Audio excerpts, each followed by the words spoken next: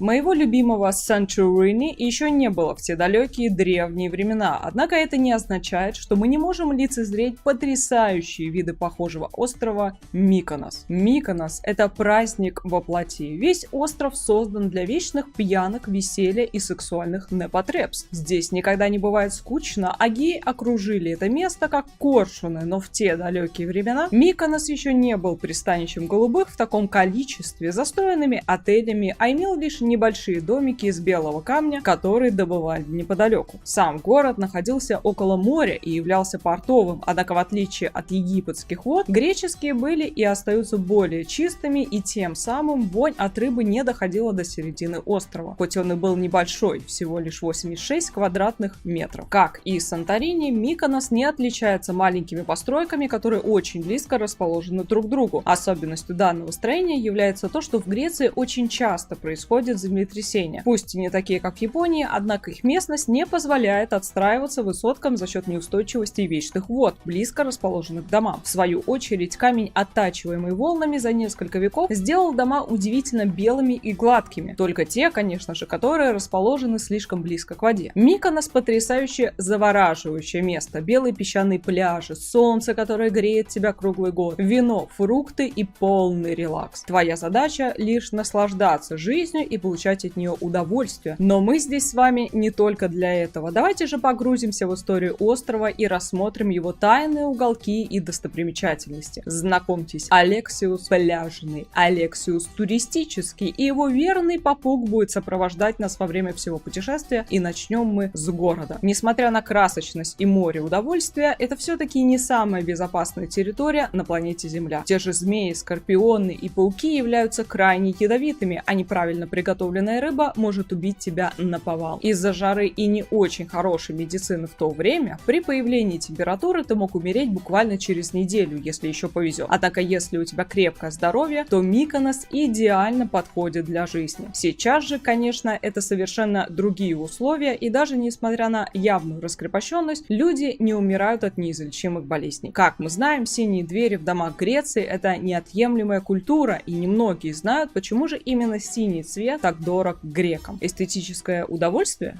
Вовсе нет. Дело в том, что во время Второй мировой войны фашисты напали на Грецию и запретили грекам использовать флаги на своих домах. И именно тогда греки придумали выкрашивать двери в цвет флага – синий. Да, это не веселая история, однако именно это событие настолько сильно повлияло на греков, что теперь их белоснежные дома с синими дверьми и окнами символизируют их свободу души. Для народа это очень важное культурное достояние. В свою очередь, белый цвет – это не заслуга именно камня. Сами дома строились из пемзы. Пемза – это пористый вулканический камень, однако дело в том, что в помещении, состоящем из пемзы, появлялся грибок, а от него уже люди болели и умирали, и уже через несколько лет венецианцы привезли известь и уже им покрыли дома. Таким образом, создав более благоприятную среду для жизни и навсегда оставив след в истории. Опять же, это не все. В Греции есть то, что мы очень сильно любим – мрамор. Я обожаю мрамор и мраморные плиты, а он, в свою очередь, добывается путем обработки камня скирос. Скирос является также природным камнем и добывается на острове, как вы думаете, где? Правильно, Скирос. Греки вообще не заморачивались над названием. Сам камень – это скорее известняк, который обрабатывается и с помощью кристаллизации превращается в мрамор. Его применяли и применяют при декорировании пола,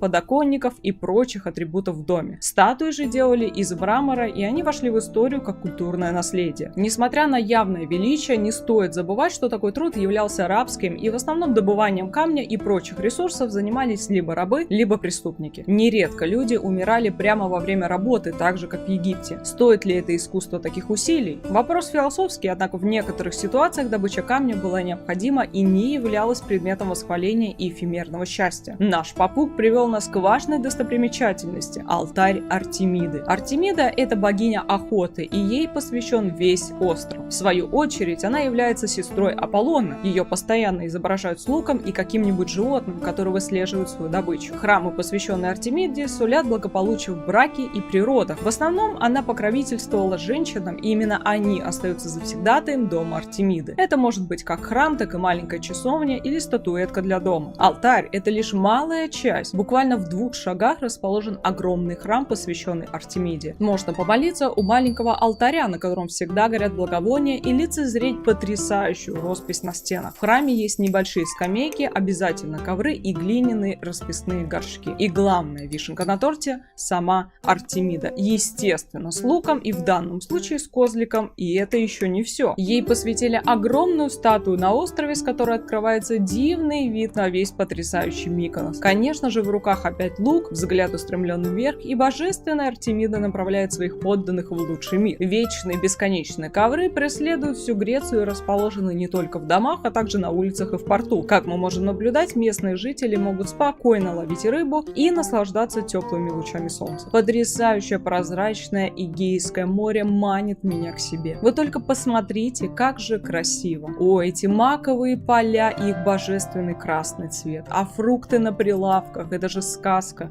не правда ли? Домашний скот спокойно разгуливает по улице и с большим удовольствием может что-то украсть с прилавка, пока продавец будет разговаривать о бытие со своим соседом. Даже на рынке мы можем наблюдать небольшую, но все же статую, которая находится в воде. Куда бы ты ни пошел, тебя всегда будут окружать три вещи: ковры, вазы и статуи. Маленькие улочки украшены цветами, а так как в Греции не такая погода, как в пустыне, то ботаника тут растет просто отлично. Зимой температура не опускается ниже 15 градусов, а летом стабильно удерживает 25 и иногда доходит до 30. Климат на Миконосе крайне умеренный, и именно поэтому туристы постоянно приезжают в Грецию именно летом. Зимой для купания температура воды все-таки крайне холодная. Пляжный сезон начинается с июня и идет вплоть до октября. Температура воды составляет 25 градусов. Путешествуя по маленьким улочкам, мы видим, как происходит отопление дома. Сзади располагается печь, которая и прогревает важную часть дома – кухню или же спальню. Так как в основном кухня была совмещена со спальней в маленьких лачугах, то с помощью одной печи можно было отопить все помещение. Город располагался на берегу не только из-за рыбы, а также из-за диких животных по типу кабанчиков и даже медведей, которые водились в сердце острова. Это еще одна причина, почему в Древней Греции так сильно почитали охотницу Артемиду и ставили ее фигурки и статуи как оберег. За столько веков, конечно же, численность крупных животных поубавилась, а вот мелких не сильно. До сих пор можно встретить ящериц и прочую живность. Дорогие друзья, наше путешествие по Миконосу подходит к концу. Туристический Алексиус переодевается и отправляется дальше покорять территории. А я прощаюсь с вами до следующей